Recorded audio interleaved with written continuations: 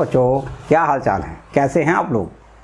मुझे उम्मीद ही नहीं, पूर्ण विश्वास है कि आप बंसी वाले की कृपा से एकदम बढ़िया होंगे, स्वस्थ होंगे, मस्त होंगे। और अब यहाँ पर बच्चों पढ़ने के लिए भी तैयार हो जाओ। ये आपको एक्सरसाइज 3.2 कंप्लीट करनी है। अब व्यू की जो एक्सरसाइज 3.2 चल रही है उसको आज यहाँ पर कंप्लीट करना है। ठीक है, पिछले लेक्चर में बच्चों हमने 15 प्रश्न कंप्लीट कर लिए थे, बस उसी के आगे यहाँ पर आज 16वां प्रश्न स्टार्ट करना है। ठीक है, ये रहा हमारा 16वां प्रश्न बच्चों। इसमें कहता है यदि a बराबर कोई अवयव दिया गया है और आपसे कहता है कि सिद्ध करके दिखाओ a cube minus 6a square plus 7a plus 2i बराबर में 0। जीरो का मतलब बच्चों ये मत सोचना कि इस अवयव का टोटल मान 0 है, ऐसा नहीं है। जीरो का मतलब 0 अवयव होता है, मतलब जिसके सभी अवयव 0 होते हैं उसको क्या शून्य अवयव कहते हैं। ठीक है, तो ये हमें एक ऐसा यहाँ पर इस LHS को हल करेंगे तो एक ऐसा अवयव मिलेगा जिसके सभी अवयव 0 होंगे, तो बस उसी को हम शून्य अवयव लिख देंगे। ठीक है बच्चों, आइए यहाँ पर हमें करना क्या है। देखो a क्यूब का मान ज्ञात करना है, a स्क्वायर का मान ज्ञात करना है। a का मतलब तो प्रश्न में दिया गया है और 2i का मतलब जानते हो तत्सम का अवयव 3 गुणे 3 क्रम का, जिसके मुख्य विकर्ण पर एक एक अवयव होता है, बाकी सब अवयव 0 होते हैं। तो यहाँ पर सबसे पहला काम क्या करना है बच्चों, हमें a स्क्वायर ज्ञात करना है। a स्क्वायर का मतलब क्या है, a इंटू ए। अगर a से a का गुणा कर देंगे तो a स्क्वायर हमें मिल जाएगा। तो a स्क्वायर पहले ज्ञात कर लेते हैं। देखो a हमारा अवयव है 1 0 2 लिखो, इसके बाद दूसरी रो पर अवयव हैं 0 2 1 और तीसरी रो पर अवयव हैं 2 0 3।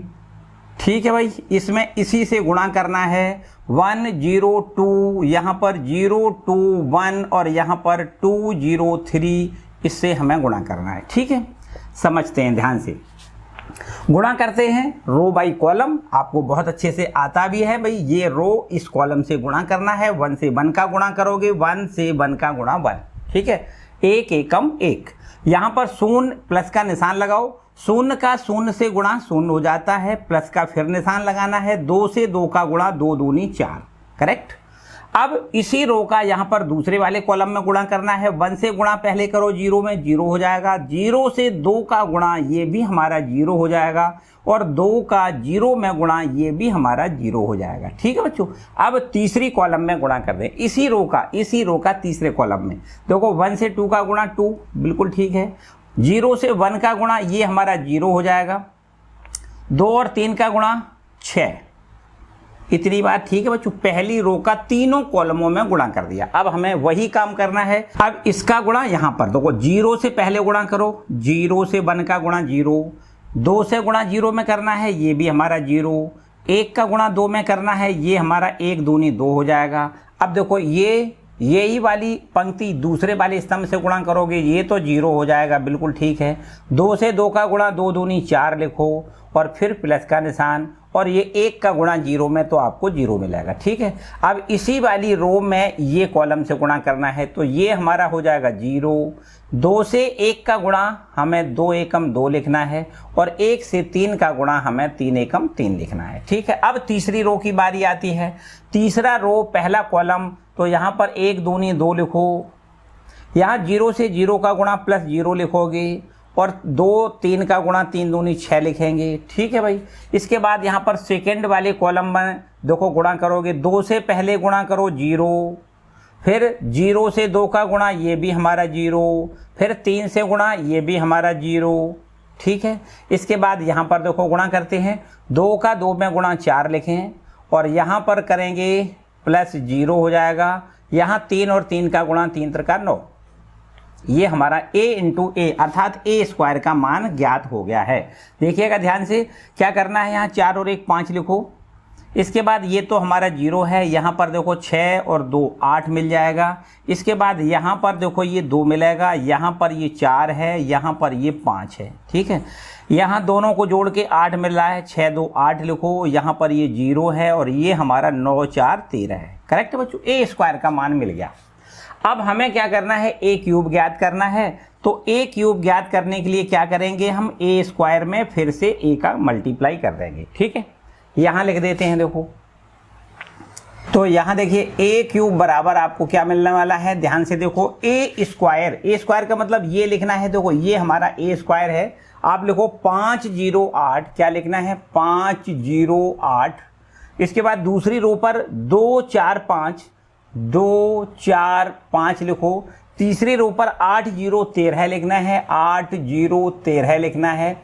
और इनटू में ए का मतलब जो दिया गया अवयव है उसके अवयव लिख देते हैं 102.021 और यहाँ पर 203 लिखना है। ठीक है बच्चों, गुणा कर लेते हैं। देखो गुणा कैसे करते हैं, रो बाई कॉलम, बिल्कुल जैसा अभी किया है बस वैसा ही करना है।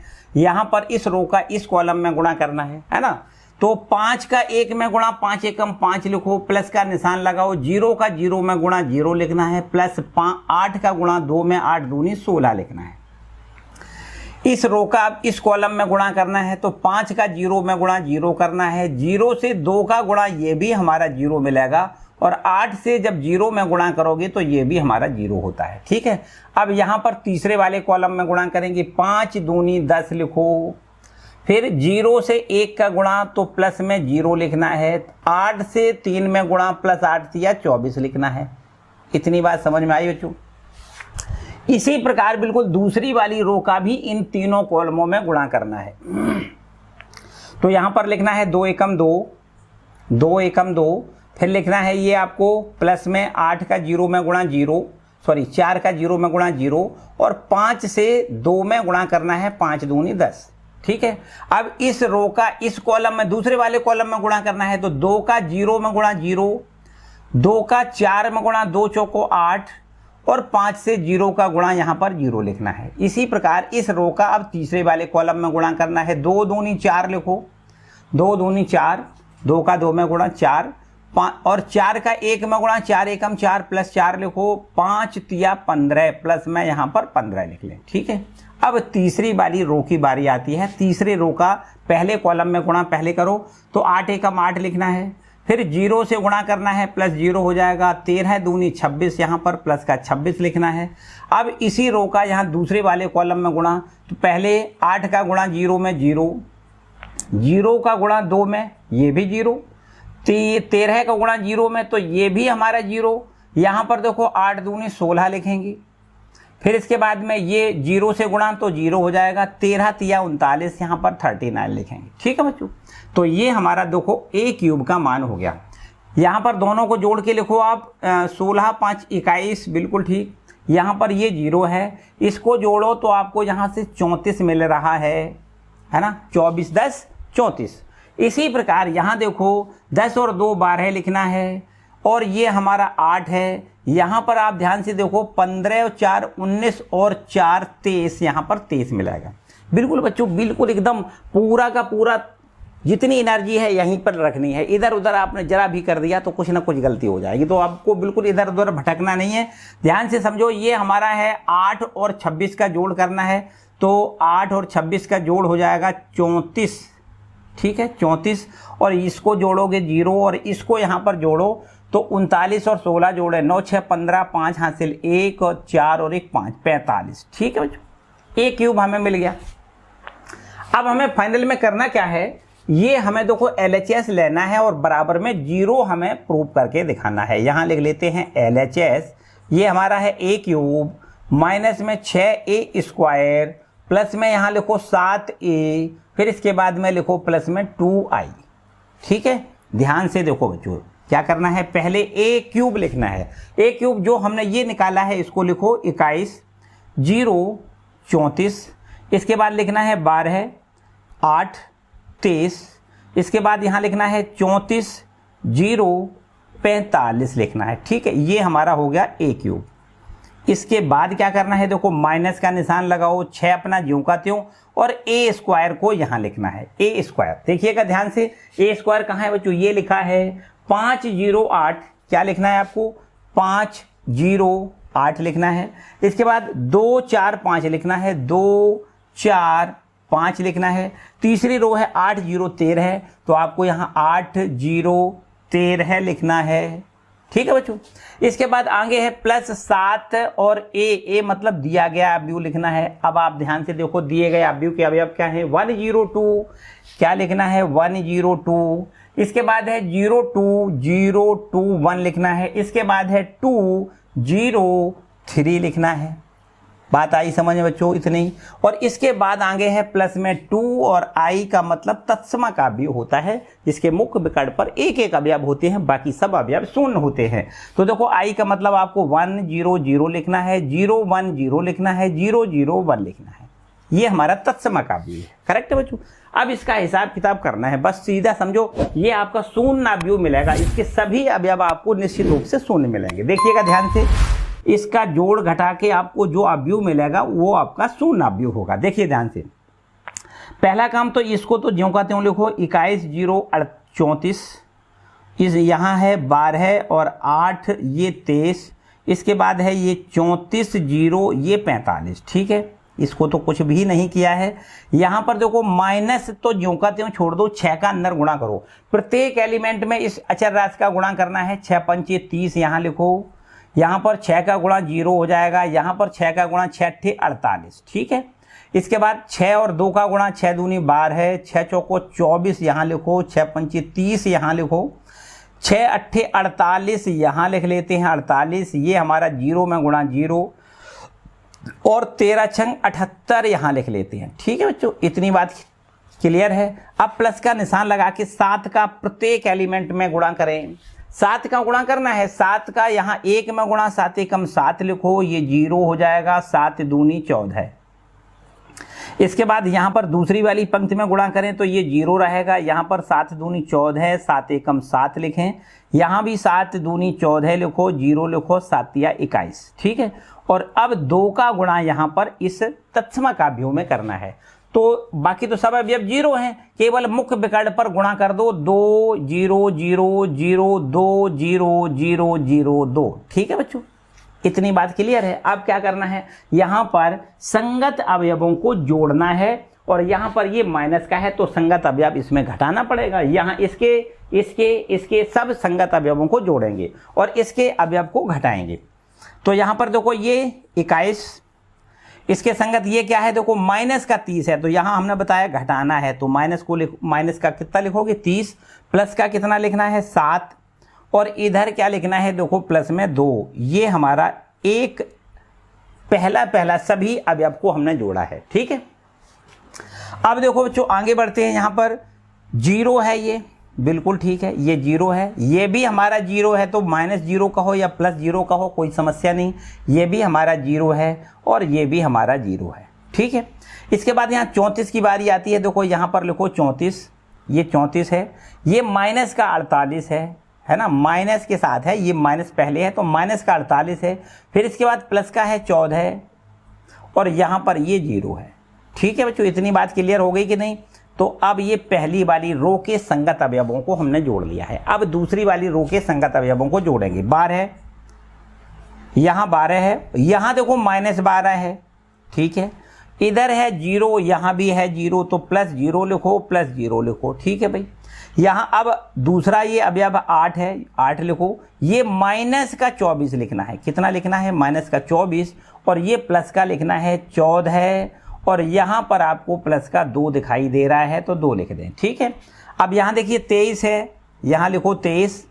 23 के बाद यहाँ पर देखो माइनस का 30 लिखें, माइनस का 30 है, प्लस में यहाँ 7 लिखो, और आगे आपको 0 दिखाई दे रहा है, ये अवयव हमारा 0 है। अब तीसरी वाली रो जो है उसके संगत अवयवों को जोड़ें, तो यहाँ है देखो 34, ये 34 है, यहाँ पर माइनस का 48 लिख दें। क्या लिखेंगे? माइनस का 48, और फिर प्लस का लिखेंगे यहाँ पर 14, और इसके बाद आगे प्लस में लिखेंगे 0।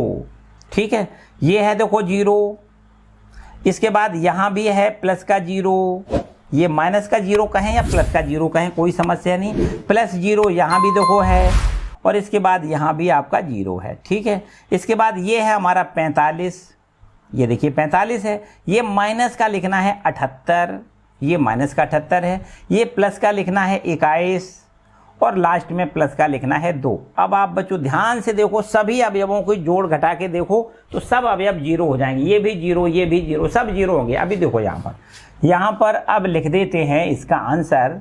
देखो ध्यान दें, ये है 21, 21 में 7 जोड़ो तो 28, 28 2 30, 30, ये माइनस का 30 है, तो बच्चों 0 हो गया कि नहीं हो गया? हो गया कि नहीं हो गया? इसी प्रकार सब देखो ये तो सब जीरो है, तो इसमें तो जीरो लिखने में कोई समस्या नहीं है।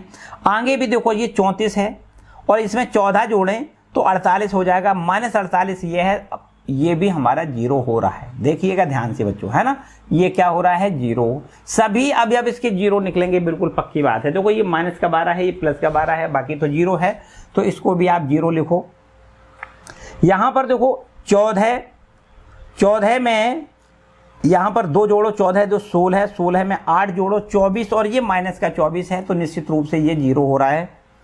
यहाँ पर देखो 23 में 7 जोड़ो 30, ये माइनस का 30 है, ये भी हमारा जीरो हो रहा है। ध्यान से देखो, बिना कहे आंख बंद करके यार जीरो लिख दो, सब जीरो होंगे, बिल्कुल पक्की बात है। 34 है और ये 14 है, तो 48 हो गया, माइनस का 48, ये भी हमारा जीरो है। इसके बाद देखो ये तो जीरो है, बिल्कुल सही बात है। और इसी प्रकार यहाँ देखो 45 और 45 में 21 पहले जोड़ोगे 46 और ये हो जाएगा 76, 76 में 2 जोड़ो 78, 78 में -78 घटाओगे तो ये जीरो। ठीक है बच्चों, तो इस तरीके से ये हमारा शून्य आव्यूह प्राप्त हो रहा है, जो कि हमें RHS में ज्ञात करना था, प्रूव करना था। ठीक है, ये हमारा देखो जीरो आव्यूह सिद्ध करना था। ठीक है बच्चों, क्लियर, समझ में आया। तो थोड़ा सा बड़ा सवाल है, लेकिन परेशान नहीं होना है, बस आराम से गुणा करना है। मुख्य बात तो गुणा करने की है, आराम से गुणा करना है। तो गुणा करते समय अगर आपका दिमाग थोड़ा बहुत इधर उधर डिस्टर्ब हो गया तो कहीं ना कहीं जरूर गलती हो जाएगी, तो आपको बहुत आराम से करना है। ठीक है, किसी प्रकार की कोई जल्दबाजी नहीं करनी है, आराम से गुणा करना है और दिमाग को बिल्कुल अपना स्थिर रख के करना है। ठीक है बच्चों, तो ये हो गया हमारा 16वां प्रश्न।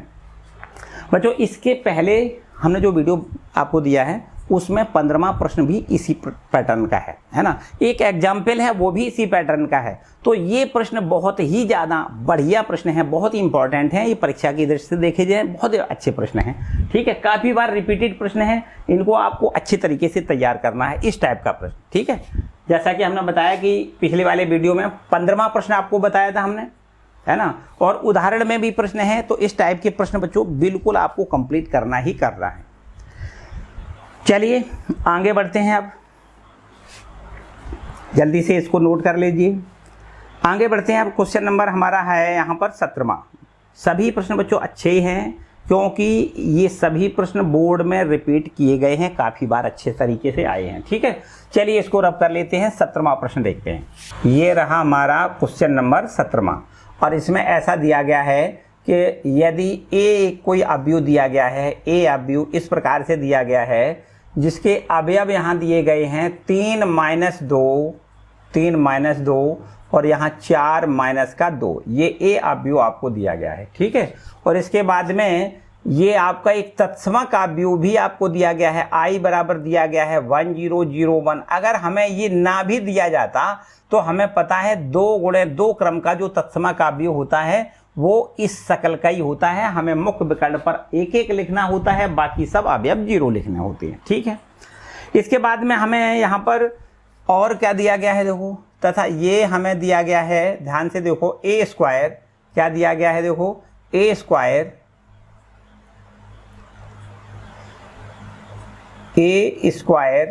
फिर इसके बाद है बराबर में k × a और फिर है माइनस में 2i। तो k का मान बताओ, ऐसा प्रश्न है बच्चों, है ना, k का मान ज्ञात करना है, ये हमारा प्रश्न है। अब देखिएगा ध्यान से,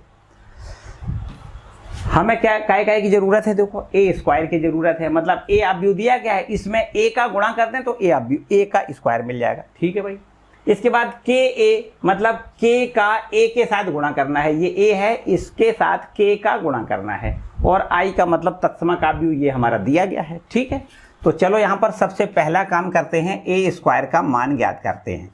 और ए स्क्वायर ज्ञात करने के लिए हमने क्या बताया, ए × ए कर लेंगे।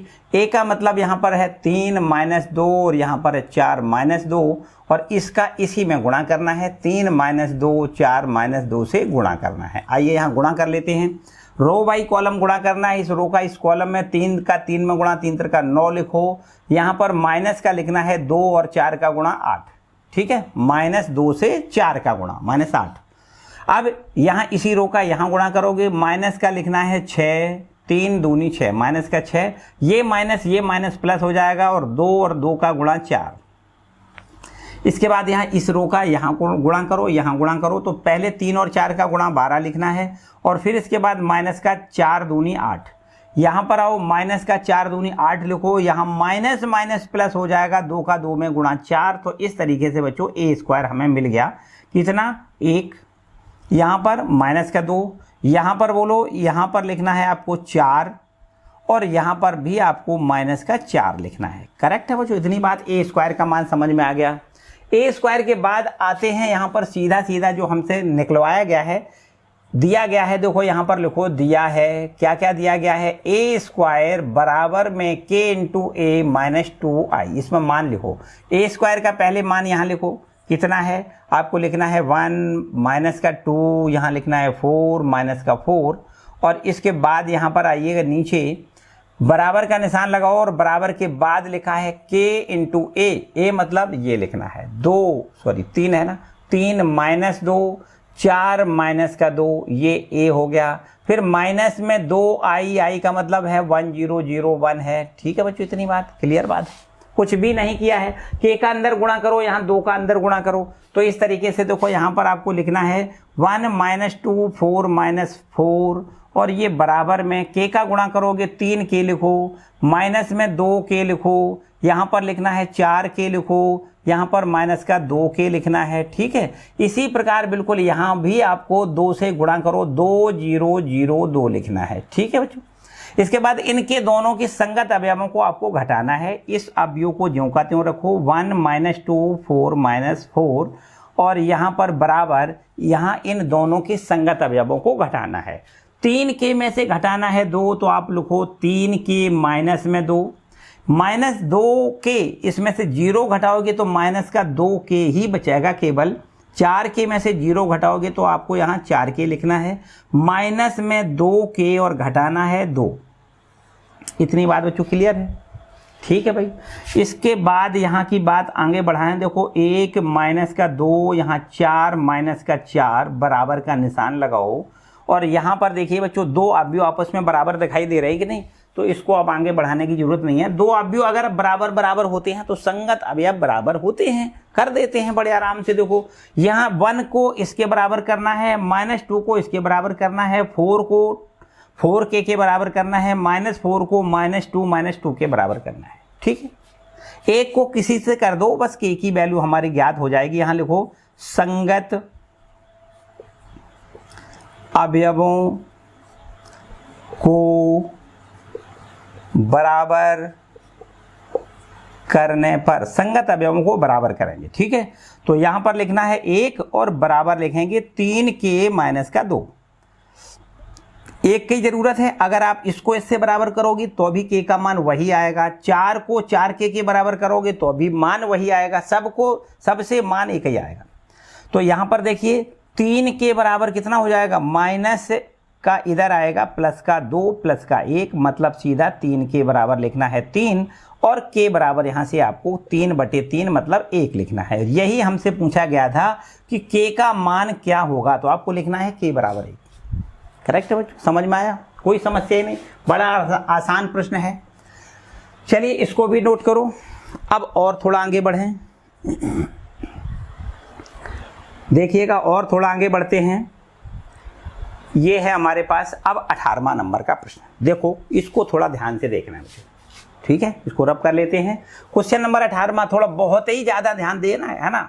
ध्यान से पहले प्रश्न को आप पढ़ो और फिर समझ में आएगा भाई क्या क्या हमें यहाँ पर दिया गया है और क्या हमसे पूछा गया है। देखिएगा ध्यान से, ये हमारा है क्वेश्चन नंबर 18वां, और इसमें ऐसा हमें दिया गया है कि यदि एक अवयव कोई ए है जिसके यहाँ अवयव दिए गए हैं 0 माइनस में 10 अल्फा बटे में 2, इधर दिया गया है आपका 10 अल्फा बटे 2, और यहाँ पर हमें 0 दिया गया है। ठीक है, और आगे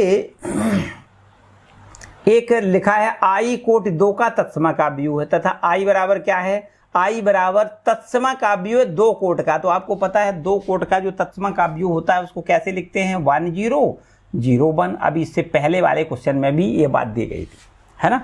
तो ये हमें समझो दिया तो नहीं गया, लेकिन हम लिख सकते हैं इसको, है ना। 2 गुणे 2 कोट का जो तत्सम का अवयव होता है उसको कैसे लिखते हैं, मुख्य विकल्प पर 1 1 लिखते हैं, बाकी सब अवयव 0 लिखते हैं। चलो अब इसके बाद में कहता है सिद्ध करके दिखाओ। यहां पर लिखना है सिद्ध करना है। क्या देखो सिद्ध करना है, सिद्ध करना है। यहां पर आप लिखो i प्लस ए बराबर i माइनस ए, और इधर लिखा है अव्यूह में, आपके अव्यूह में लिखा है कॉस अल्फा, माइनस में साइन अल्फा, यहां पर लिखा है साइन अल्फा, और इधर लिखा है हमारा कॉस अल्फा। ठीक है बच्चों, इतनी बात क्लियर है कि नहीं? क्लियर है भाई। चलिए अब समझते हैं यहाँ पर इसको कैसे सिद्ध करोगे कि भैया ये इसके बराबर है ना। तो पहले तो एक काम करो, LHS देखो, LHS में लिखा है i प्लस ए, और i का मतलब तत्समक अव्यूह है 1001 लिखो, और a मतलब ये हमें सवाल में जो दिया गया है। एक काम करते हैं बच्चों, यहाँ पर अगर इसको सीधा सीधा हल करेंगे थोड़ी समस्या हो सकती है। तो आप क्या करो कि यहाँ पर tan अल्फा बाई 2 को कुछ मान लो, कुछ भी मान सकते हो। इसको कैसे सॉल्व करो, तो यहाँ पर इस तरीके से लिख दो, a बराबर तो हमें यहाँ पर दिया गया है, देखो कितना 0 माइनस में tan अल्फा बटे में 2, और यहाँ पर दिया गया है tan अल्फा बटे 2, यहाँ 0। अब बच्चों यहाँ पर मान लेते हैं कि tan अल्फा बटे 2 जो है उसको t के बराबर मान लेते हैं। अच्छा, अगर tan अल्फा बटे 2 बराबर t है तो बताओ cos अल्फा का मान कैसे ज्ञात करेंगे? हमें पता है एक फॉर्मूला कि cos अल्फा बराबर होता है 1 minus tan square alpha by 2 upon में 1 plus tan square alpha by 2 होता है। बोलो होता है कि नहीं बच्चों? cos 2 अल्फा अगर यहाँ 2 होता तो बटे में 2 नहीं लिखा जाता है ना, यही तो फॉर्मूला है। तो cos अल्फा बराबर होता है 1 माइनस tan स्क्वायर अल्फा बटे 2 बटे में 1 प्लस tan स्क्वायर अल्फा बटे 2। इसलिए हम कह सकते हैं कि cos अल्फा का मान हमें मिल जाएगा 1 माइनस tan अल्फा बटे 2 को हमने माना है t, और इसका यहाँ स्क्वायर लगा दें। tan अल्फा बटे 2 की जगह t स्क्वायर अपना ज्यों का त्यों है, नीचे भी ऐसा ही करना है, 1 प्लस t स्क्वायर लिखेंगे। तो बच्चों cos अल्फा का मान हमने निकाल लिया है, और इसकी मदद इसी से हम साइन अल्फा का भी मान ज्ञात कर सकते हैं। साइन अल्फा बराबर क्या होता है tan के पदों में बताओ, तो ये होता है 2 tan अल्फा बटे 2 बटे में लिखना है 1 प्लस tan स्क्वायर अल्फा बटे 2 होता है कि नहीं? ये बच्चों सब कुछ फॉर्मूला आपने क्लास 11 में पढ़े हैं अच्छे से, और अगर नहीं याद है तो फिर मेरे ख्याल से आपको थोड़ी समस्या हो सकती है। बाकी समस्या कुछ नहीं, आपको याद करना है, आज याद कर लो, कोई समस्या नहीं है ना। तो ये हमारा एक फॉर्मूला है, साइन अल्फा का मान tan के पदों में होता है 2 tan अल्फा बाई 2 बटे में 1 plus tan square alpha by 2 होता है। ठीक है बच्चों, तो यहाँ भी हमें मान लिखना है, देखो 2 tan अल्फा बटे 2 को माना है t बटे में 1 प्लस, और इसको हम t और इसका स्क्वायर। ठीक है, साइन अल्फा का भी मान हमने निकाल लिया है। अब देखो बच्चों आगे की प्रोसेस क्या करते हैं। देखिए हमें पहला काम LHS लेना है। LHS हमारा है i प्लस में a। अच्छा भाई ठीक है, i का मतलब हमें पता है 1001 होता है। ठीक है, i तो हमारा तत्समक अव्यूह है, प्लस a, और a का मान देखो हमारे पास ये लिखा है, ये है ना, क्या है 0। फिर माइनस में लिखो tan अल्फा बाई 2 को हमने माना है t। ध्यान से बच्चों समझना है इस बात को, है ना। यहाँ पर tan अल्फा बटे 2 को हमने माना है t, और इसको हम लिख देते हैं 0। अब इन दोनों को जोड़ के लिख देते हैं, इन दोनों को जोड़ो तो देखो हमें कैसे जोड़ते हैं, असंगत अवयवों को जोड़ते हैं। 1 से 0 जोड़ोगे 1, 0 से माइनस t जोड़ना है तो माइनस t, और ये 0 में t जोड़ोगे तो t, और ये 1 से 0 जोड़ोगे तो 1। तो इस तरीके से देखो LHS हमें ये मिल गया, LHS का ये हल है। अब जो अगर RHS की तरफ बढ़ें और इसको हल करें तो इतना ही मिलना चाहिए। अगर इतना ही मिल जाता है तो समझो हमारा बिल्कुल सत्य है ना, प्रूव हो गया है। चलिए यहाँ पर i माइनस ए पहले निकालेंगे, i माइनस ए, चलो पूरा लिख लेते हैं, ये पूरा लिख लेते हैं RHS। क्या लिखेंगे यहाँ पर RHS। RHS क्या है हमारा, यहाँ पर है i माइनस में ए, और इसके बाद यहाँ पर cos अल्फा, माइनस में यहाँ लिखेंगे sin अल्फा, इसके बाद यहाँ पर लिखना है sin अल्फा, और यहाँ पर आपको cos अल्फा दिखाई दे रहा है। ठीक है बच्चों, अब देखो सबकी वैल्यू रखो। i का मतलब आपको लिखना है क्या, 1001 लिखना है। ठीक है भाई, ये लिख लिया। 0 मुख्य विकर्ण पर 11 लिखना है, बाकी सब अवयव 0।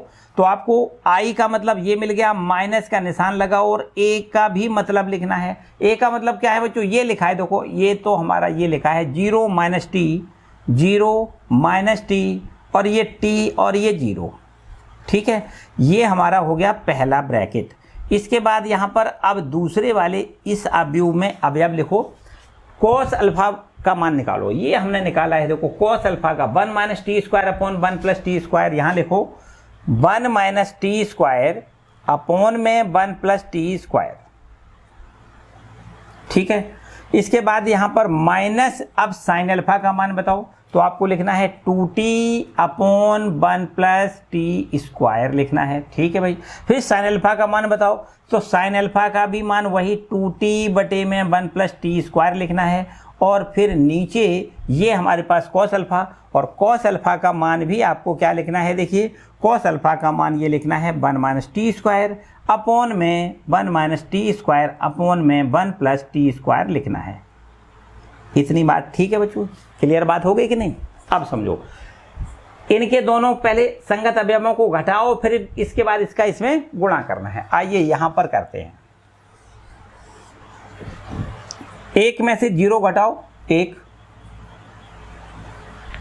0 में से माइनस टी घटाओ तो प्लस का टी, 0 में से माइनस टी तो माइनस का टी मिलेगा, और ये 1 में से 0 घटाओ तो 1 मिलेगा। इसके बाद में गुणा कैसे करना है, देखो 1 माइनस टी स्क्वायर अपॉन में 1 प्लस टी स्क्वायर, यहाँ पर है माइनस में 2t अपॉन में 1 प्लस टी स्क्वायर, इधर है देखो 2t अपॉन में, ध्यान से देखो बच्चों 2t अपॉन में क्या है 1 प्लस टी स्क्वायर है, और इसके बाद में यहाँ पर 1 माइनस टी स्क्वायर अपॉन में 1 प्लस टी स्क्वायर है। अब देखिए यहाँ तक ठीक है। अब क्या करना है, इनका आपस में गुणा करना है, और गुणा करने के बाद आप देख पाओगे कि बिल्कुल जो LHS का हल है ये वाला, बस इतनी ही वैल्यू मिलेगी। देखो इसको हल करके देख लेते हैं। इस रो का इस कॉलम में गुणा, पहले 1 का गुणा करोगे तो भाई कोई अंतर नहीं, ज्यों का त्यों लिखना है 1 माइनस टी स्क्वायर अपॉन में 1 प्लस टी स्क्वायर लिखना है, ठीक है भाई। इसके बाद में ये t का गुणा इसमें करना है, तो t और t का गुणा टी स्क्वायर हो जाएगा, प्लस में लिखो 2t स्क्वायर अपॉन में 1 प्लस टी स्क्वायर। इतनी बात क्लियर हो गई बच्चों। इसका गुणा यहाँ करना है प्लस, और t का गुणा यहाँ करना है, तो t और t का गुणा T square, 2t square upon 1 plus T square, ठीक है। अब इसी वाली t का या इसी वाली रो का इसमें गुणा करना है, तो 1 का पहले करना है, तो 1 का गुणा करने पर कोई अंतर नहीं, माइनस का 2 अपॉन में 1 प्लस टी स्क्वायर लिखो, और इसके बाद यहाँ भी गुणा करोगे तो प्लस t का गुणा यहाँ करो t का गुणा यहाँ करो माइनस का t क्यूब, और नीचे आपको 1 प्लस टी स्क्वायर ज्यों का त्यों लिखना है, ठीक है भाई। पहली रो का पहले दोनों कॉलमों में गुणा कर लिया। इसी प्रकार यहाँ पर दूसरी रो का भी इन दोनों कॉलमों में गुणा करना है, तो पहले माइनस टी का गुणा करेंगे, तो माइनस में टी माइनस माइनस प्लस में टी का क्यूब लिखें, और अपॉन में 1 प्लस टी स्क्वायर लिखें, ठीक है। और फिर 1 का जब गुणा करेंगे तो कोई अंतर नहीं, आपको ज्यों कहते हो 2t upon 1 plus T square लिखना है। अब इसी वाली रो का यहाँ गुणा करना है, तो वो माइनस माइनस प्लस हो जाएगा, 2t और t का गुणा टी स्क्वायर बटे 1 प्लस टी स्क्वायर, और इसके बाद 1 का जब गुणा करेंगे तो कोई अंतर भी नहीं आएगा, 1 माइनस टी स्क्वायर अपॉन में 1 प्लस टी स्क्वायर लिखना है। इतनी बात क्लियर हो रही बच्चों। अब सीधी बात है, यहाँ पर देखो 1 प्लस टी स्क्वायर, नीचे एलसीएम आ रहा है 1 प्लस टी स्क्वायर, आपको ऊपर क्या दिखाई दे रहा है, देखो ये 1 है, ये माइनस टी स्क्वायर है, इसमें 2t स्क्वायर जोड़ो, 1 टी स्क्वायर घट जाएगा, तो 1 टी स्क्वायर आपका प्लस का बचेगा, मतलब 1 बचेगा और टी स्क्वायर बचेगा, ठीक है। यहाँ भी ध्यान से देखो तो आपको यहाँ से 1 प्लस टी स्क्वायर एलसीएम दिखाई दे रहा है। ऊपर देखो ध्यान से, माइनस का 2t प्लस का 1t, तो माइनस में 1t बचेगा और माइनस का t का क्यूब, ठीक है। नीचे आओ, यहाँ हमारे पास 1 प्लस टी स्क्वायर एलसीएम है, तो माइनस का t प्लस का है 2t, 1t प्लस का बचेगा और t का स्क्वायर ज्यों का त्यों, सॉरी t का क्यूब ये हमारा ज्यों का त्यों। इसके बाद यहाँ भी ऐसा ही करना है, 1 प्लस टी स्क्वायर एलसीएम आएगा, तो आपको यहाँ लिखना है, देखो 2t स्क्वायर में से 1t स्क्वायर ये घट जाएगा, तो आपको 1t स्क्वायर मिलेगा और प्लस का 1 ये मिलेगा, ठीक है बच्चों। अब एकदम लास्ट देखो 1 + t² / 1 + t² 1 लिखो। यहाँ पर आप ध्यान से देखो तो माइनस का t हमें कॉमन दिखाई दे रहा है इन दोनों जगह से, तो आपको यहाँ 1 + t² मिलेगा और नीचे तो 1 + t² लिखा है, इसमें कोई समस्या नहीं, ये हमारा कैंसिल हो जाएगा। इसमें देखो t कॉमन लें तो 1 + t² यहाँ कॉमन और बटे में 1 + t², इससे आप कैंसिल इसको भी कर सकते हो। और यहाँ पर तो सीधा सीधा कैंसिल दिखाई दे रहा है, तो इसको हम 1 लिख लेंगे। अब बताओ बच्चों ये आंसर आ गया कि नहीं। 1 माइनस का t, यहाँ पर t और यहाँ पर 1। अब यही हमारा देखो LHS है और जो हमने RHS के बराबर प्रूव किया है। देखिए LHS का हल क्या है, 1 - t, t 1, और यही हमारा देखो RHS आया है। इसका मतलब आपको लिखना है LHS बराबर में RHS लिखना है और इसी को यहाँ पर लिखेंगे प्रूव्ड, है ना। ये हमने प्रूव कर लिया है, ठीक है बच्चों। तो ये अच्छा प्रश्न है बच्चों, बहुत ही मज़ेदार प्रश्न है। इसको हम यहाँ पर इम्पोर्टेंट अपने तरफ से लिख देते हैं, ठीक है। इसको आप अच्छे से कंप्लीट कर लीजिए, कहीं पे कोई दिक्कत वाली बात नहीं है। बस दिक्कत इतनी है कि आपको बड़ा मन से जुट के करना है ना, जुट के करना है। बस इधर उधर आपका दिमाग नहीं होना चाहिए। बस इसको जब हल करो, बल्कि हम इस प्रश्न के लिए नहीं बता रहे, हर प्रश्न में ये बात कह रहे हैं कि भाई जब भी आप इस तरीके के प्रश्न करो जो थोड़ा बड़ा हुआ करें, है ना, इनके हल करते समय आपका दिमाग बिल्कुल एकदम फिक्स होना चाहिए, एकदम फिक्स होना चाहिए। अगर आप इधर उधर थोड़ा भी दिमाग अगर आपका घूम गया तो कहीं ना कहीं गलती जरूर हो जाएगी। इसलिए आपको क्या करना है, बिल्कुल एकाग्र मन से कंप्लीट करना है, ठीक है। तो ये 18वां नंबर हो गया। चलिए और आगे बढ़ते हैं। तो ये है बच्चों 19वां नंबर प्रश्न। देखो 30,000 रुपए के 2 प्रकार के बॉन्ड पर उसमें लगाया है। तो मान लेते हैं यहाँ पर लिखो, माना 30,000 रुपए के 2 भाग किए गए हैं। वो कौन कौन से मान लें, 2 भाग किए गए हैं। वो मान लेते हैं x व 30,000 - x हैं। यहाँ पर 30,000 रुपए के 2 हमने भाग मान लिए, एक तो x और एक 30,000 - x। ये मान लिया x जो है वो 5% की ब्याज पर लगाया गया है और ये वाला धन जो दूसरा वाला भाग है वो 7% की ब्याज की दर पर लगाया गया है। तो यहाँ पर इसको एक अवयव के रूप में a अवयव लिख लेते हैं। देखो इस तरीके से यहाँ लिखो, एक भाग x है, दूसरा भाग हमारा 30,000 - x है, ठीक है। इसको एक अवयव a में व्यवस्थित कर लें, ठीक है बच्चों। इसके बाद यहाँ पर देखो दर जो दी गई है, दर को अंग्रेजी में रेट कहते हैं। r बराबर यहाँ लिखो, ये 5% और 7% की 2 दरें दी गई हैं। यहाँ पर बच्चों इसको एक पंक्ताव्यूह में लिखो और इसको एक स्तंभाव्यूह में लिखो। अच्छा ऐसा क्यों, ऐसा क्यों? ऐसा इसलिए कि आपको क्या करना है, वास्तव में ब्याज निकालना है। और ब्याज बराबर होता क्या है, ब्याज बराबर होता है मूलधन गुणे दर गुणे समय। ये हमारा फॉर्मूला होता है, ठीक है। समय और नीचे बटे में 100 होता है। 100 का मतलब ये प्रतिशत दर कह सकते हो ना। तो इस तरीके से आप ध्यान से देखो, तो हमें क्या करना है, इसका इसमें गुणा करना है। मूलधन में दर का गुणा करना है, ऐसे समझो।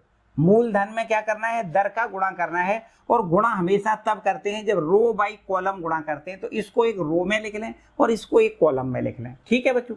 यहाँ पर हमें ऐसा दिया गया है कि जो ब्याज है 1 वर्ष का, वो दिया गया है ब्याज 1 वर्ष का, 1 वर्ष का ब्याज। यहाँ लिखो 1 वर्ष का ब्याज बराबर यहाँ पर लिखोगे कितना दिया गया है, 1800 रुपया दिया गया है, ठीक है।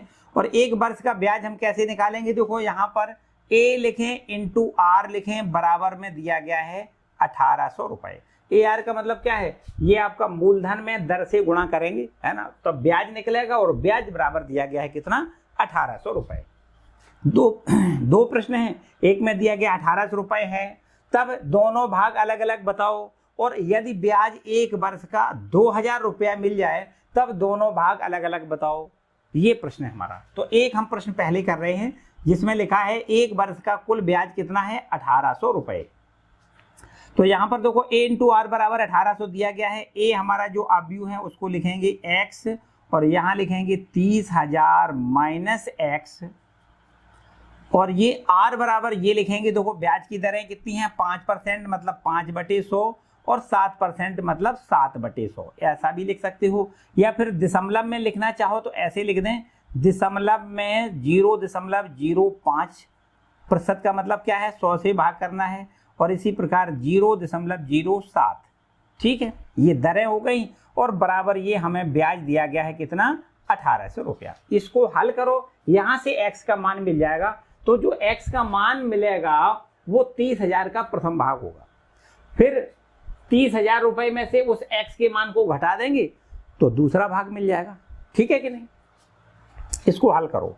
रो बाई कॉलम गुणा करना है, पहले x का गुणा यहाँ करेंगे 0.05 इंटू एक्स, फिर इसके बाद इसका यहाँ गुणा करने के बाद प्लस का निशान लगाओ, यहाँ इसका गुणा करना है, तो ये हमारे पास 0.07 में गुणा करना है 30,000 माइनस एक्स, और ये हमारे पास बराबर में क्या लिखना है, 1800 रुपये। ठीक है बच्चों, बात क्लियर है। तो अब आपको यहाँ लिखना है 0.05x प्लस यहाँ अंदर गुणा करो तो 7 या 21 और 1 2 3 4, 1 2 3 4। ठीक है, और 2 अंक के बाद दशमलव, मतलब यहाँ पर 2 जीरो खत्म कर दी जाए तो 2100 केवल बचेगा। ठीक है, और यहाँ पर गुणा करोगे माइनस में यहाँ लिखो 0.07x बराबर यहाँ लिखेंगे 1800। क्लियर है बच्चों। अब देखो ध्यान से, इसका इसके हिसाब किताब करो, 0.05x में से 0.07x घटाओ तो हमें माइनस का मिलेगा 0.02x। ठीक है, और ये 2100 उधर जाएंगे तो 1800 में से 2100 माइनस का हो जाएगा। ठीक है, माइनस के 300 मिलेंगे। यहाँ पर देखो, यहाँ पर क्या करना है आपको, ये है माइनस में 0.02x बराबर का निशान लगाओ, और यहाँ पर आपको देखो दिखाई दे रहा है माइनस में कितना, 300। अब देखिए माइनस तो दोनों तरफ से कैंसिल किया जाए, x बराबर यहाँ लिखो तो 300 बटे में 0.02, ऊपर यहाँ पर देखो 100 से गुणा कर दिया जाए तो आपको 4 बिंदी लिखनी है ना, 0 पे 0 2 और ऊपर बढ़ा दो, और नीचे 2 जीरो का जब गुणा करेंगे अर्थात 100 का गुणा करेंगे तो केवल और केवल 2 रह जाएगा। 2 से यहाँ डिवाइड करो तो आपको 15,000 मिलेगा।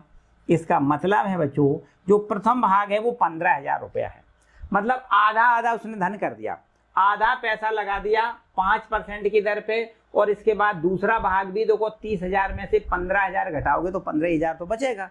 तो सीधा सीधा है कि प्रथम भाग 15,000 है तथा दूसरी भाग भी 15,000 है, अतः 30,000 रुपए के दोनों भाग आप कितना लिख देंगे, 15,000 रुपए हैं, 15,000 व 15,000 रुपए हैं। ठीक है, ये हमें आंसर में लिखना है, मतलब 15% की दर पर 5% की दर पर भी 15,000 रुपए लगाए गए हैं, और 7% की दर पर भी 15,000 रुपए ही लगाए गए हैं। ठीक है बच्चों, क्लियर है। इसी टाइप में बिल्कुल आपको सेकंड वाला पार्ट करना है।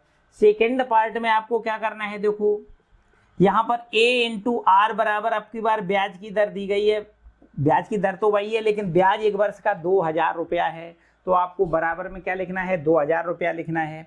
a और r के यही मान लिखना है, यहाँ 1800 की जगह पर 2,000 लिखा गया है। हल करो, x का मान मिलेगा, जो x का मान मिलेगा वो प्रथम भाग हो जाएगा, फिर 30,000 में से x को घटाओगे तो दूसरा भाग मिल जाएगा। ठीक है, ये आपके लिए छोड़ते हैं, आपको करना है, ये होमवर्क हो गया आपका। ठीक है बच्चों, क्लियर है। तो आइए 19वां के बाद आते हैं, देखो 20वें प्रश्न पर। 19वें के बाद आते हैं क्वेश्चन नंबर 20 पर। देखो 20वां क्या कहता है, कहता है कि स्कूल की पुस्तकों की दुकान में 10 दर्जन रसायन विज्ञान की, 8 दर्जन भौतिक विज्ञान की तथा 10 दर्जन अर्थशास्त्र की पुस्तकें हैं। बिल्कुल ठीक है। इसके बाद लिखा है इन पुस्तकों का विक्रय मूल्य क्रमशः 80 रुपये, 60 रुपये और 40 रुपये प्रति पुस्तक है। बिल्कुल ठीक है बच्चों।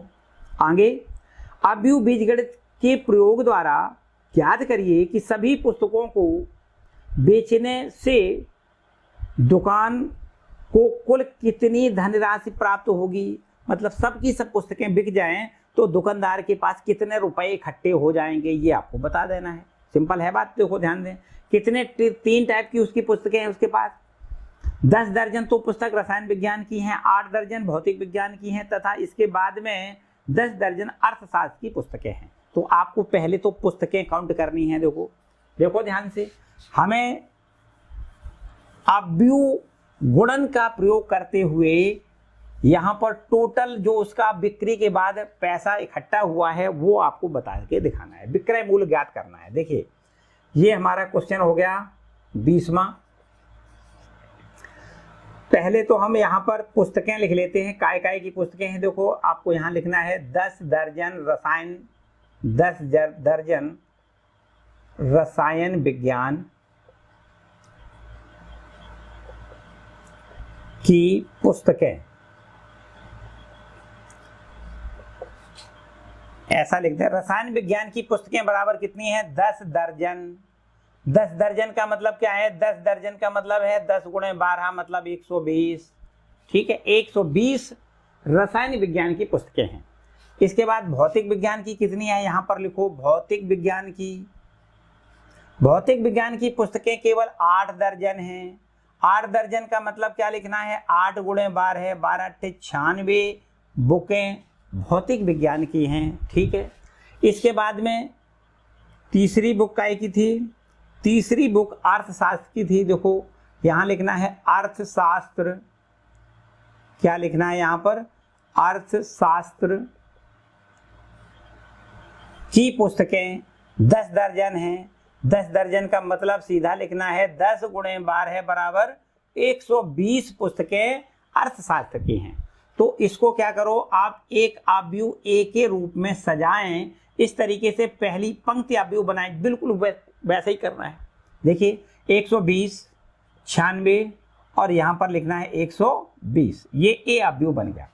अब इसके मूल्य देखो, ध्यान दें। मूल्य के लिए यहाँ पर क्या करना है? देखो रसायन विज्ञान की पुस्तक का मूल्य कितना है? एक रसायन विज्ञान लिखो, रसायन विज्ञान की एक पुस्तक का मूल्य, रसायन विज्ञान की एक पुस्तक का मूल्य कितना है? प्रश्न कहता है कि रसायन विज्ञान की जो एक पुस्तक है उसका मूल्य यहां पर दिया गया है कितना? 80 रुपए। रसायन विज्ञान की पुस्तक महंगी है, 80 रुपए की है।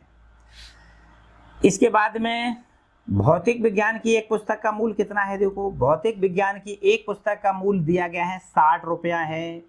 और इसके बाद में यहाँ पर जो अर्थशास्त्र की पुस्तक है उसका एक पुस्तक का मूल्य कितना दिया गया है? देखो अर्थशास्त्र की एक पुस्तक का मूल्य बराबर, अर्थशास्त्र की एक पुस्तक का मूल्य देखो कितना दिया गया है? 40 रुपये दिया गया है। ठीक है, इसका मूल्य कितना है? 40 रुपये है। इसके लिए यहाँ पर एक आव्यूह बी बना दें और इसको हम एक स्तंभ आव्यूह में लिख दें, मूल्य को स्तंभ आव्यूह में लिखें। अच्छा, ऐसा बच्चों बार बार हम कर रहे हैं कि एक पंक्ति बनाते हैं और एक स्तंभ बनाते हैं, ऐसा क्यों?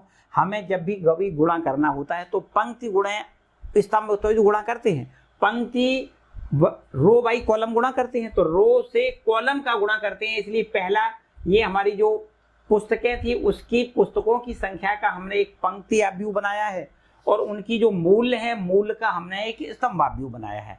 ठीक है, तो इस तरीके से हमें इनका टोटल मूल्य ज्ञात हो जाएगा। यहां लिख देते हैं कुल पुस्तकों का मूल्य,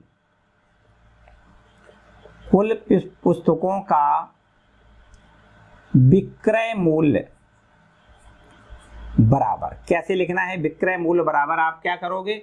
a इंटू बी लिखो। a इंटू बी का मतलब a आव्यूह में b आव्यूह से गुणा करना है।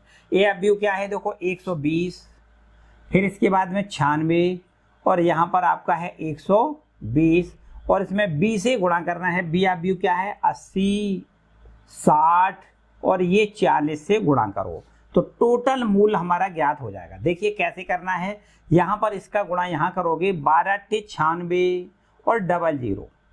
ठीक है बच्चों, क्या हो गया? 96 पर 00। कुल मिला के हम कह सकते हैं कि 120 पुस्तक रसायन विज्ञान की बिची। एक पुस्तक का मूल्य 80 रुपए है तो 80 पुस्तकों का मूल्य कितना हो जाएगा? 80 का 120 से गुणा करोगे 9600 रुपया, 9600 रुपया। ठीक है, इसी प्रकार देखो इसका यहाँ गुणा, यहाँ पर इसका गुणा प्लस इसका गुणा, ऐसे तो करते हैं, रो बाई कॉलम गुणा करते हैं। तो 96 का यहाँ पर गुणा करना है 60 में, 96 का 60 में गुणा करो, 0 ज्यों का त्यों, 6 छक्का 36, 6 नंबर 54 और 3 57 लिखना है। तो ये 5760 रुपए की हो जाएंगी, 5760 रुपए की ये भौतिक विज्ञान की पुस्तकें हो गई। इसके बाद 120 पुस्तकें हैं जो कि अर्थशास्त्र की है, जो 40 रुपए प्रति पुस्तक के मूल्य से बेची जा रही हैं। तो 12 चौको 48 और ये 4800 रुपए की हो गई। इनका सबका यहाँ पर योग कर दें तो कुल टोटल बिक्री मूल्य हमारा ज्ञात हो जाएगा। देखिए यहाँ पर 000 मतलब 0, दूसरा अंक है 6 यहाँ पर है, ये 6 लिख दें। तीसरा अंक है 8, 8 7 15, 15 और 6 21, हासिल में 2, 2 यहाँ जोड़ो 6, 6 5 11 है, 11 में 19 जोड़ो तो ये 20 हो जाएगा। तो इस तरीके से बच्चों 20,160 रुपए की टोटल पुस्तक बिची, जो कि दुकानदार को इतने पैसे मिलेंगे जब सब पुस्तक बिक जाएंगी तब। बात क्लियर है कि नहीं? तो ये हमने देखो पहले याद रखिएगा, कभी गुणा करना है, पहला पंक्तियां व्यू बनाना है, दूसरा ये स्तंभा व्यू बनाना है, और इनका आपस में गुणा करेंगे तो पंक्ति गुणा कॉलम ये गुणनफल करके हम इसका टोटल मूल्य ज्ञात करेंगे। ठीक है बच्चों, तो ये हो गया क्वेश्चन नंबर 20वां। अब बच्चों यहाँ पर देखो कुछ बहुविकल्पी प्रश्न 2 दिए गए हैं, उनको भी समझ लेते हैं, जल्दी से इसको नोट करें। अब देखिए बच्चों 2 प्रश्न बहुविकल्पी दिए गए है ना, मल्टीपल चॉइस क्वेश्चन है, ये 21वां और एक 22वां।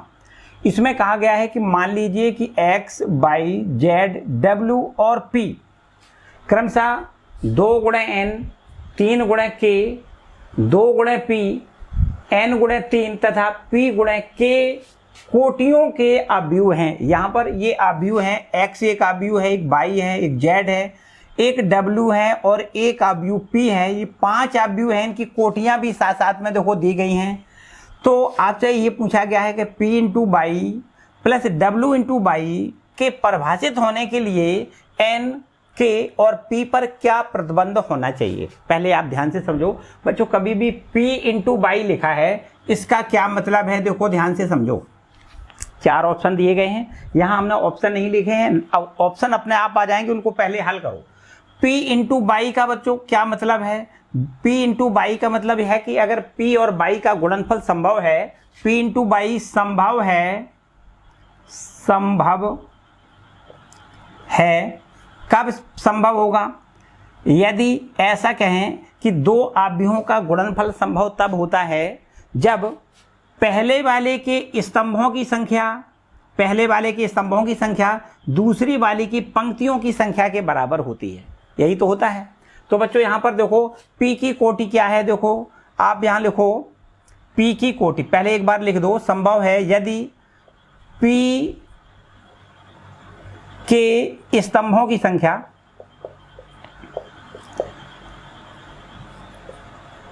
बराबर बाई के पंक्तियों की संख्या के बराबर हो, पंक्तियों की संख्या के बराबर हो, तभी गुणनफल संभव होता है।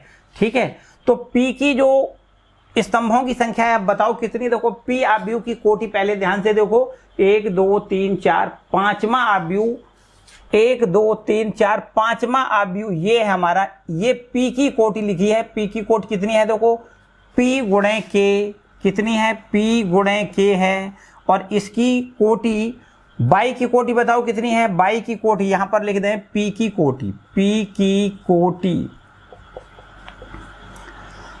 ये हो गई, और यहां पर लिखो बाई की कोटि कितनी है, आपको लिखना है बाई की कोटि कितनी है। तो बाई की कोटि बताओ, देखो ये 1 2 दूसरे नंबर पे है, ये बाई की कोटि है, आपको लिखना है 3 गुणा k। अब ये गुणनफल तभी संभव हो सकता है जब p की स्तंभों की संख्या बताओ, p में स्तंभ कितने हैं बच्चों, आप कह सकते हो ये पंक्ति है, ये स्तंभ है, p में स्तंभों की संख्या बराबर बाई की जो कोटि है उसमें जो पंक्तियां हैं वो कितनी हैं, आप कह सकते हो पंक्तियां 3 हैं, तो आप कह सकते हो यहाँ पे k बराबर में 3। इतनी बात बच्चों समझ में आई कि नहीं? p की कोटि क्या है, p गुणे k है, बाई की कोटि क्या है, 3 गुणे k है। यहाँ पर बताओ इसे स्तंभ कितने हैं, तो आपको लिखना है स्तंभ है 3, और यहाँ पर इसकी पंक्तियां कितनी हैं, 3, मतलब p की जो स्तंभों की संख्या होती है वो इसके बाई के कोट पंक्तियों की संख्या के बराबर होनी चाहिए। तो कह सकते हैं के बराबर 3 होना चाहिए, तो p इंटू बाई संभव होगा। मतलब गुणनफल तभी संभव होता है जब p के स्तंभों की संख्या और बाई के पंक्तियों की संख्या बराबर हो। तो यहाँ पर देखो p की जो स्तंभ हैं वो p के स्तंभ कितने हैं, k हैं। अच्छा, बाई के जो पंक्तियां हैं, बाई की पंक्तियां कितनी हैं, 3 हैं। तो इसका मतलब k बराबर 3 आपको लिखना है। एक बात क्लियर हो गई। अच्छा भाई, इसके बाद ये बताओ कि p इंटू बाई की जो कोटि होगी वो कितनी होगी, बता दो भाई। p इंटू बाई की कोटि कितनी होगी बच्चों, बड़े आराम से कह सकते हो। देखो p की कोटि ये है, बाई की कोटि ये है। अगर हमें p इंटू बाई की कोटि निकालनी है तो ये और ये कैंसिल करोगे, p इंटू के लिखना है। क्या लिखना है, p इंटू के लिखना है। और ये हमें बहुत अच्छे से पता है कि k का मान तो 3 है, तो आप इसको p गुणा 3 भी लिख सकते हो। p इंटू बाई की जो कोटि है कितनी हो जाएगी, p गुणा 3 हो जाएगी। अच्छा भाई, W इंटू बाई की कोटि बताओ कितनी होगी, W इंटू बाई की कोटि बताओ कितनी होगी। ध्यान से बच्चों, W इंटू बाई की कोटि बताओ। W की कोटि क्या है, देखो ध्यान दें, 1 2 3 4, 1 2 3 4। W की कोटि देखो ध्यान दें कितनी है, आपको लिखनी है W की कोटि है n गुणे 3। W की कोटि कितनी है, n गुणे 3। बाई की कोटि कितनी है, बाई की कोटि है देखो ये आपकी 3 गुणे k। तो बच्चों यहाँ पर W इंटू बाई की कोटि कितनी हो जाएगी, इसको कैंसिल करो। W इंटू बाई की कोटि कितनी हो जाएगी, n गुणा k हो जाएगी। W इंटू बाई की कोटि n गुणे k हो जाएगी। इतनी बात समझ में आ रही। यहाँ पर भी k का मान आप 3 लिख सकते हो, तो यहाँ लिखो n गुणे 3। अब बताओ बच्चों, इन दोनों को हमें जोड़ना है। दो अवयव कब जोड़े जाते हैं, दो अवयव तभी जोड़े जा सकते हैं जब उनकी कोटियां समान हों। समान कोटि वाले अवयव ही जोड़े जाते हैं। इसका मतलब p इंटू बाई की कोटि और W इंटू बाई की कोटि समान होनी चाहिए। तो p इंटू बाई की कोटि तो ये लिखी है, W इंटू बाई की कोटि ये लिखी है, दोनों को आप बराबर कर दें। तो इस तरीके से आप लिखो p into by plus W into by तभी संभव होगा जब p इंटू बाई की कोटि बराबर W इंटू बाई की कोटि होगी। ठीक है बच्चों, तो p इंटू बाई की कोटि कितनी लिखनी है, आपको लिखना है p गुणा 3 बराबर W इंटू बाई की कोटि कितनी लिखनी है, n गुणा 3। और यहाँ से 3 3 कैंसिल करने पर हमें n बराबर p मिलेगा, या p बराबर n लिख सकते हो। तो बच्चों यहाँ पर देखो p बराबर n और k बराबर 3 कहीं लिखा हो, वो वाला विकल्प आपको सही लिखना है। देखिएगा ध्यान से, यहाँ पर कहीं विकल्प लिखे होंगे, 4 विकल्प होंगे, उसमें से कहीं एक ये जरूर होगा कि k का मान 3 होगा और p बराबर n। बच्चों पहले विकल्प सही है, देखो क्या है, पहले विकल्प में k बराबर 3 है और p बराबर n है। ठीक है, तो आपको पहला वाला विकल्प सही लिखना है, ये आपका पहला विकल्प सही है। क्लियर है बच्चों। इसके बाद यहाँ पर एक दूसरा प्रश्न और दिया गया है, बिल्कुल लगा हुआ छोटा सा प्रश्न है। इसमें कह रहा है 22वां प्रश्न है कि यदि n बराबर p है तो 7x माइनस 5x की कोटि क्या होगी। देखो इसका दूसरा जो 22वां प्रश्न है वो ऐसे लिखा है कि 7, देखिएगा 7x माइनस में 5z इसकी कोटि क्या होगी, की कोटि बताओ। तो बच्चों हमने जैसा कि बताया कि अगर दो अवयव समान कोटि के होते हैं तभी उनको जोड़ा जा सकता है, और दो अवयव अगर समान कोटि के हैं तभी उनको घटाया जा सकता है। तो यहाँ पर x की कोटि और z की कोटि बराबर बराबर होनी चाहिए, तभी इनको घटाया जा सकता है। तो बताओ x की कोटि क्या है, देखो यहाँ लिख सकते हो 7x माइनस 5z तभी संभव होगा जब कि x की कोटि बराबर आप लिखो z की कोटि। ठीक है, x की कोटि बताओ कितनी है, यहां पर देख सकते हो x की कोटि 2 गुणे n है, तो आपको लिखना है 2 गुणे n बराबर। अब z की कोटि बताओ, z की कोटि मतलब ये है, देखो 2 गुणे n, आपको क्या लिखना है 2 गुणे p। ठीक है, 2 गुणे पी लिखो।